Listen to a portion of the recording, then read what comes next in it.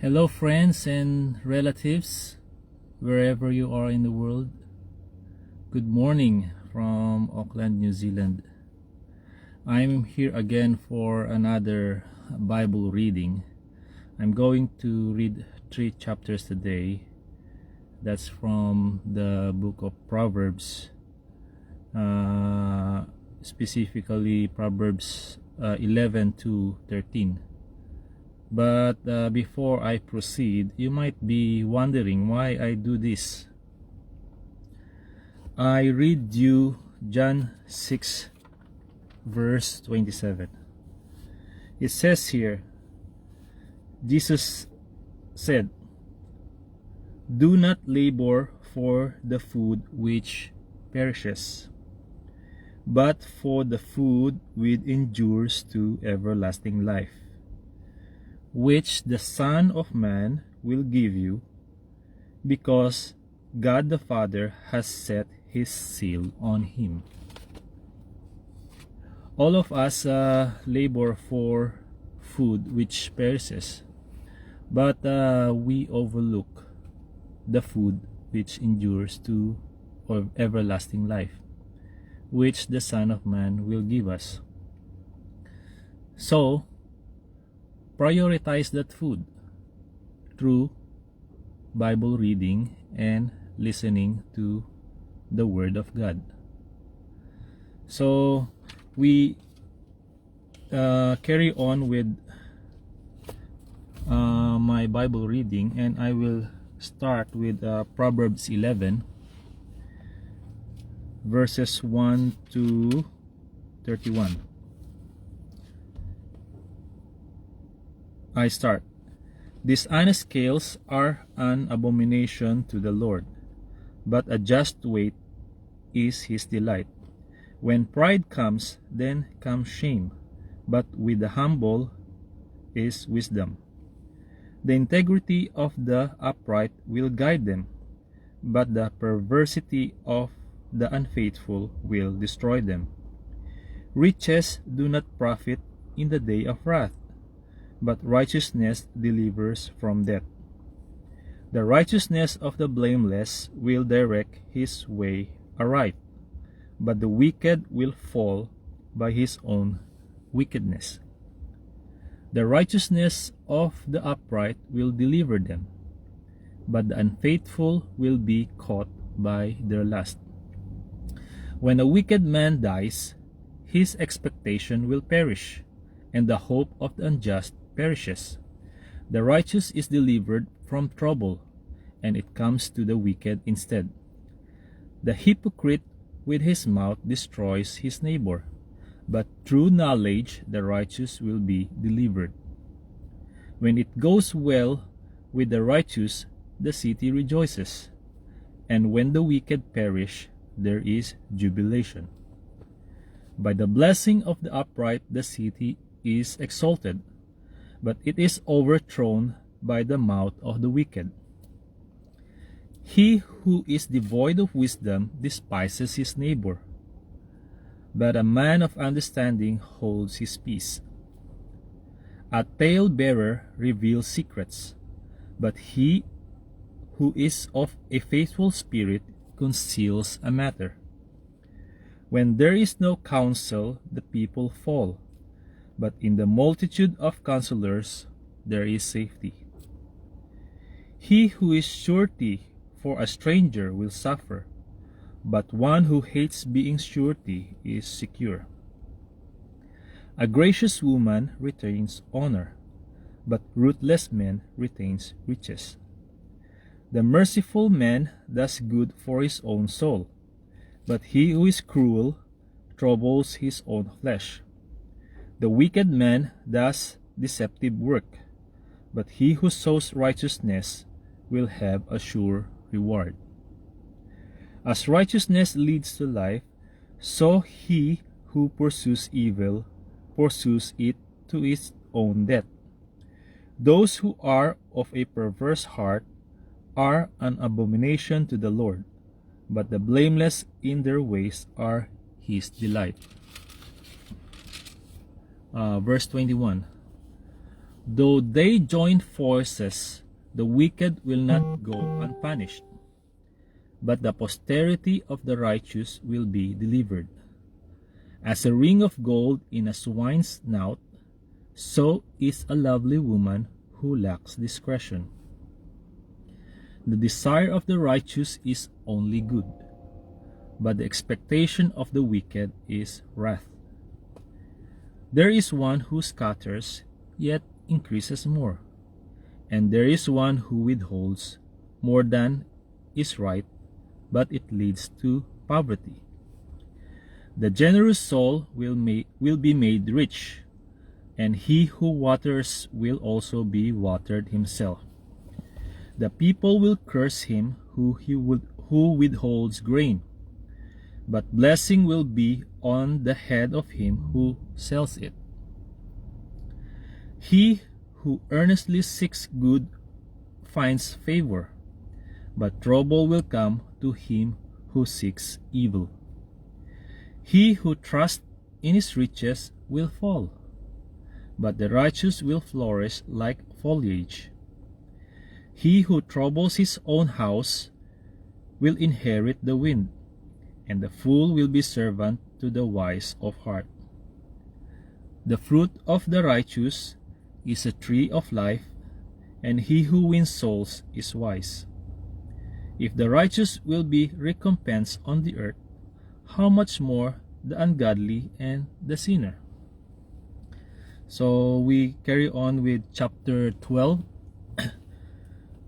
Whoever loves instruction loves knowledge, but he who hates correction is stupid. A good man obtains favor from the Lord, but a man of wicked intentions he will condemn. A man is not established by wickedness, but the root of the righteous cannot be moved.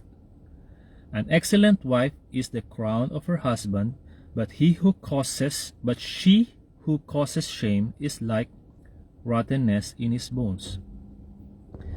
The thoughts of the righteous are right, but the counsels of the wicked are deceitful. The words of the wicked are lie in wait for blood, but the mouth of the upright will deliver them. The wicked are overthrown and are no more, but the house of the righteous will stand.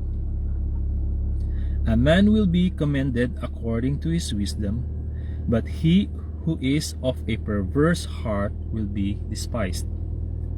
Better is the one who is slighted but has a servant, than he who honors himself but lacks bread. A righteous man regards the life of his animal, but the tender mercies of the wicked are cruel.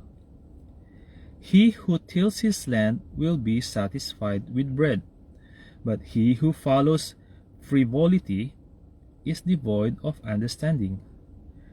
The wicked covet the catch of evil men, but the root of the righteous yields fruit. The wicked is ensnared by the transgression of his lips, but the righteous will come through trouble. A man will be satisfied with good by the fruit of his mouth, and the recompense of a man's hands will be rendered to him. The way of a fool is right in his own eyes, but he who seeks counsel is wise. A fool's wrath is known at once, but a prudent man covers shame. He who speaks truth declares righteousness, but a false witness deceit. There is one who speaks like the piercings of a sword, but the tongue of the wise promotes health. The truthful lip shall be established forever, but a lying tongue is but for a moment. Deceit is in the heart of those who devise evil, but counselors of peace have joy. No grave trouble will overtake the righteous, but the wicked shall be filled with evil. Lying lips are an abomination to the Lord, but those who deal truthfully are his delight. A prudent man conceals knowledge, but the heart of fools proclaims foolishness. The hand of the diligent will rule, but the lazy man will be put to forced labor. Anxiety in the heart of man causes depression, but a good word makes it glad. The righteous should choose his friends carefully, for the way of the wicked leads them astray. The lazy man does not roast what he took in hunting, but diligence is man's precious possession. In the way of righteousness is life, and in its pathway there is no death. So we finish chapter 12. We carry on chapter 13. A wise son heeds his father's instruction, but a scoffer does not listen to rebuke. A man shall eat well by the fruit of his mouth, but the son of the unfaithful feeds on violence. He who guards his mouth preserves his life, but he who opens wide his lips shall have destruction.